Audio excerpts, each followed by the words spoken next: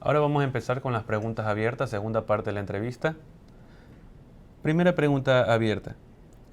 ¿Qué medidas está implementando el SENADI para garantizar la transparencia en los costos asociados y eliminar barreras burocráticas en el registro y gestión de derechos de autor? Bueno, el SENADI, nosotros cogimos esta institución con la actual administración con un atraso considerable en muchísimos procesos, como registros de marca, había un rezago de cerca de 20.000 procesos, en derechos de autor también había un rezago considerable tanto en la matriz en Quito como aquí en la Dirección Regional Guayaquil.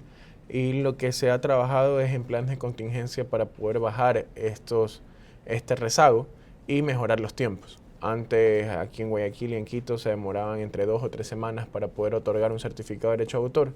Hoy en día, si se entrega con la información completa, sin ningún error en los formularios, aquí en Guayaquil estamos sobre las 48 a 72 horas para poder entregar un certificado de derecho de autor. Y en Quito, que tienen una mayor capacidad de talento humano, están más o menos sobre las 24 y 48 horas. Okay. Entonces, lo que se está tratando de trabajar es en poder dar un mejor servicio al usuario por la tasa que pagan. Ok. Siguiente pregunta. ¿Cuál es la perspectiva del SENADI sobre el rol de los intermediarios, ya sean estos estudios jurídicos, tramitadores, en el proceso de registro de las obras? ¿Y qué planes tiene para reducir dependencia de los artistas en ellos? Bueno, el tema de cuando un artista contrata un estudio jurídico en realidad siempre es importante por el tema del conocimiento en la materia y el conocimiento de los aplicativos dentro de la institución. Cuando contratan estudios jurídicos muchas veces, o la gran mayoría, ayuda a que las obras ingresadas entren sin ningún error en el formulario, en el caso de que haya un contrato de cesión de derechos patrimoniales esté bien realizado. Eh, Contrario a pues cuando lo presenta un artista que muchas veces por desconocimiento sabe entender ciertos errores. ¿En qué o qué consecuencias pueden traer estos errores? Es que el proceso, en vez de que tome de 48 a 72 horas, tome 2, 3 o 4 semanas o un mes de retrasos por las distintas equivocaciones.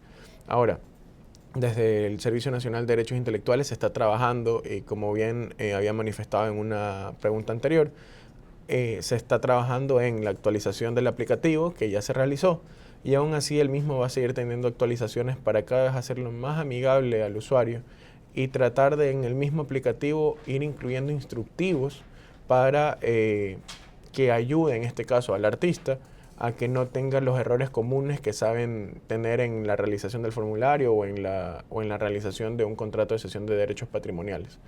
En eso se está trabajando en la institución. El tema de los estudios jurídicos nos sigue ayudando por lo que le digo, el tema de que evitan estos errores. Un orden. Exactamente, entonces, claro, nos pueden ayudar a que la productividad dentro de la institución suba. Aquí en la Dirección Regional Guayaquil, hace un año, teníamos un aproximado de un promedio de 40 obras registradas mensuales. Hoy en día tenemos un promedio de 100 obras registradas mensuales, y esto se da mucho también a que los usuarios eh, por medio de estos instructivos han ido teniendo menos errores. Por ende, hemos bajado considerablemente el número de providencias emitidas mensualmente, notificando los errores de los formularios, y ha aumentado considerablemente los certificados emitidos. Ok. ¿Cómo trabaja el SENADI para educar a los artistas sobre sus derechos de autor y el proceso del registro, reduciendo la necesidad de asesores externos? Bueno, esa ya fue respondida. Seguiríamos con ¿cómo asegura el SENADI que las tarifas por registro y servicios relacionados sean justas y no representen una barrera para artistas que sean nuevos e independientes? Bueno, el tema de un ejemplo, y pongo este ejemplo por el tema mismo económico, un registro de marca, la tasa es de $208, cuando el registro por un derecho de autor es aproximadamente de $20, 12, 20, dependiendo del tipo de obra.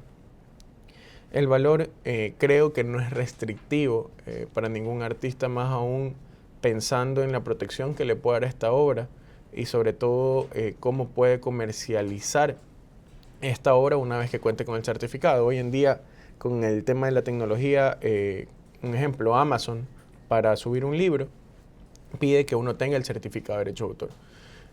cuando nuestros escritores ecuatorianos suben los libros a este tipo de plataformas, en realidad, como yo digo, antes uno iba a una editorial, vendía su libro en esta editorial, pero el mercado eran 2, 3 millones de personas, de lectores en Ecuador, no más. En cambio, en este momento, si ellos solicitan el certificado, registran la obra y pueden subir su obra a Amazon, hoy en día con el tema de los libros electrónicos y pues cualquier persona en realidad que tenga un teléfono podría descargarse ese libro y este artista en realidad accede a un mercado de Mundial. miles de millones de personas. Entonces, creo que la tasa no es restrictiva, más bien les da una oportunidad de poder abrirse a un mercado internacional y por un valor de 20, 25 dólares Ok. a lo mucho. Entonces, restrictiva no la considero, bajar las tasas tampoco nos beneficiaría como institución pública, debido a que también tenemos ciertos gastos administrativos para poder mantener un aplicativo correcto, para poder mantener la misma gestión que se hace en territorio para proteger los derechos de los autores. Entonces, creo que en realidad es un valor correcto para este tipo de protección, y más bien sí creo que habría que trabajar un poco más es en poder transmitir esta cultura de registro en temas de propiedad intelectual a los artistas y que ellos sobre todo conozcan estos beneficios, porque muchas veces no se dan los registros porque no conocen los beneficios que este conlleva.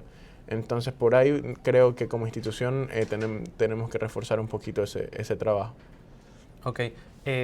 Bueno, esta pregunta abre sobre una de las preguntas que de un banco aparte que le hice a los artistas, ¿no?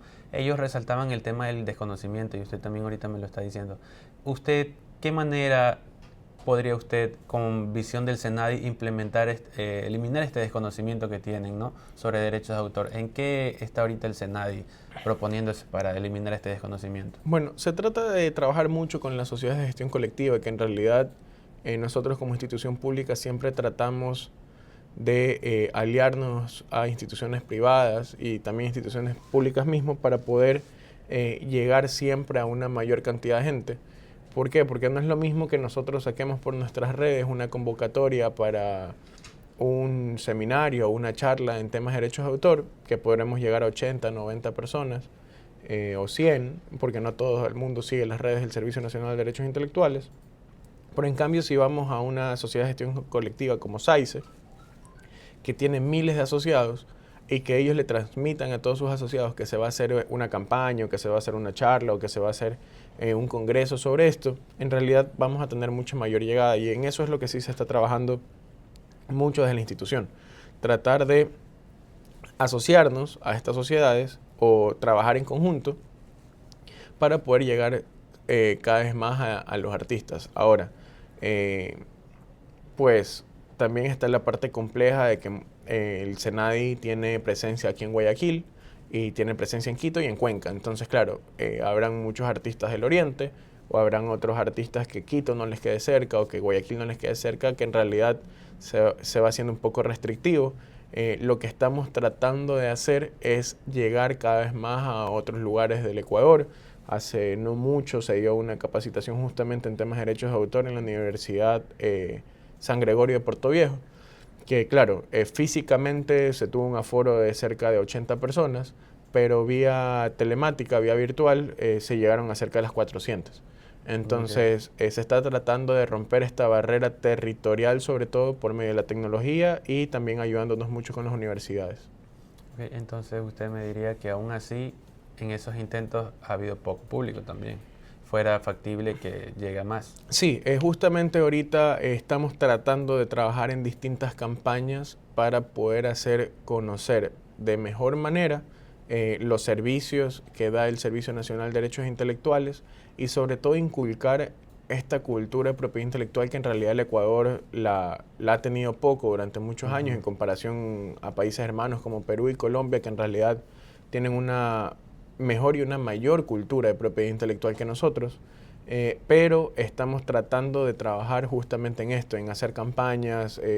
Hace poco se lanzó una campaña contra la piratería en conjunto con Liga Pro por todo este problema de Magis TV, que también le afecta a muchos artistas en realidad.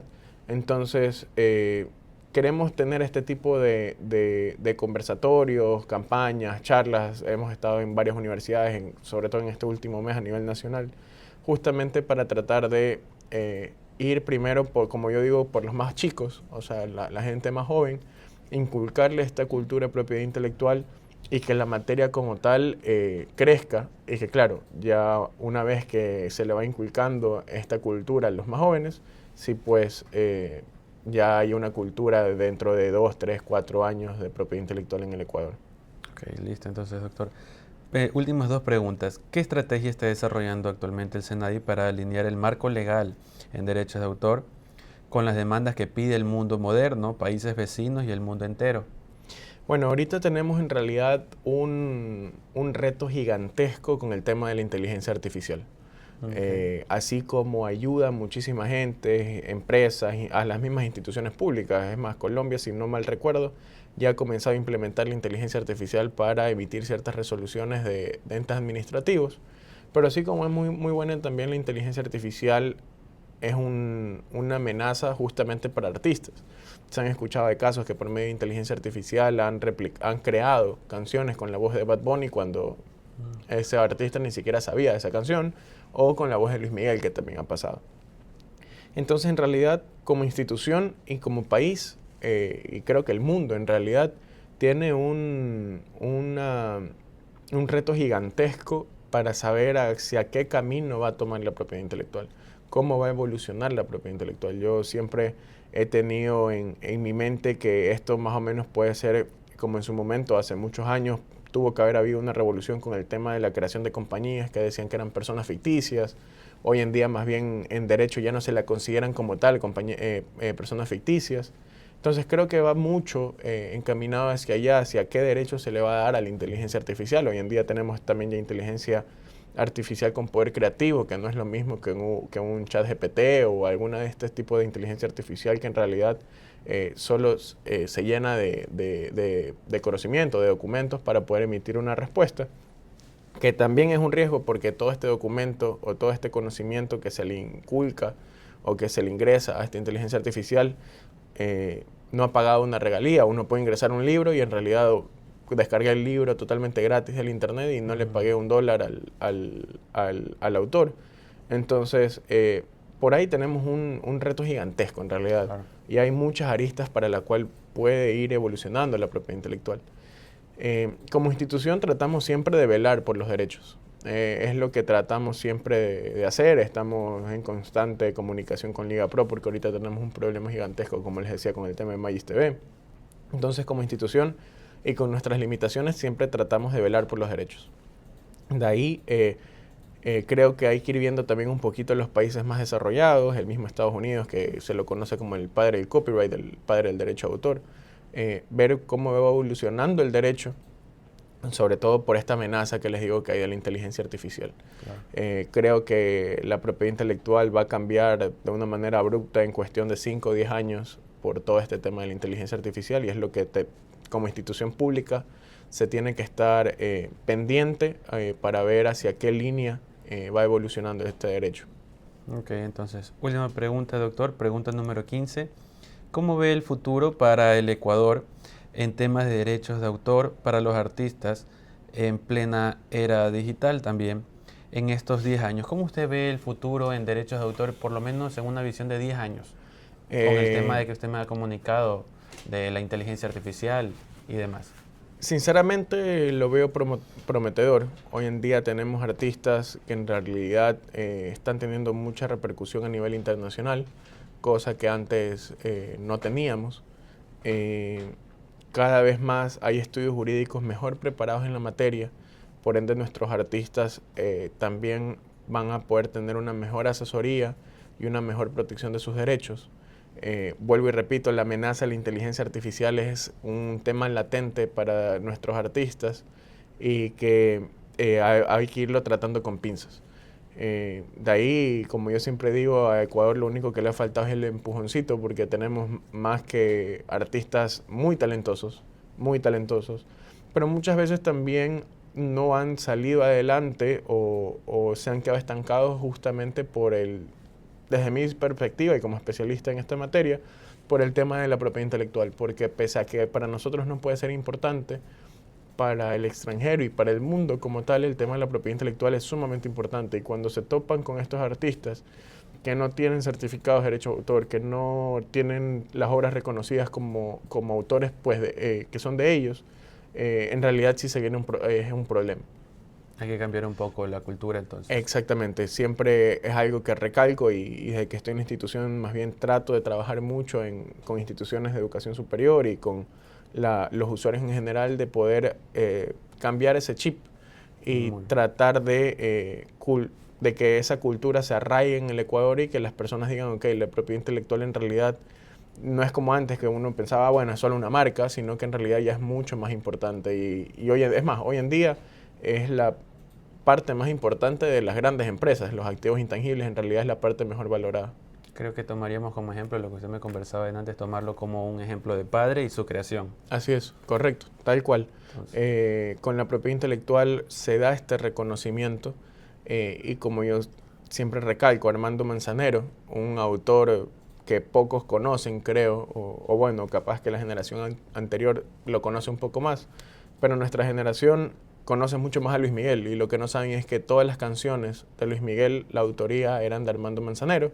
La familia de Armando Manzanero sigue teniendo regalías por las canciones que canta Luis Miguel, entonces ahí se puede ir viendo también un poco la importancia de la propiedad intelectual, viéndolo ya como un activo, más no netamente como que es un registro y más nada, sino considerarlo ya un activo de una persona.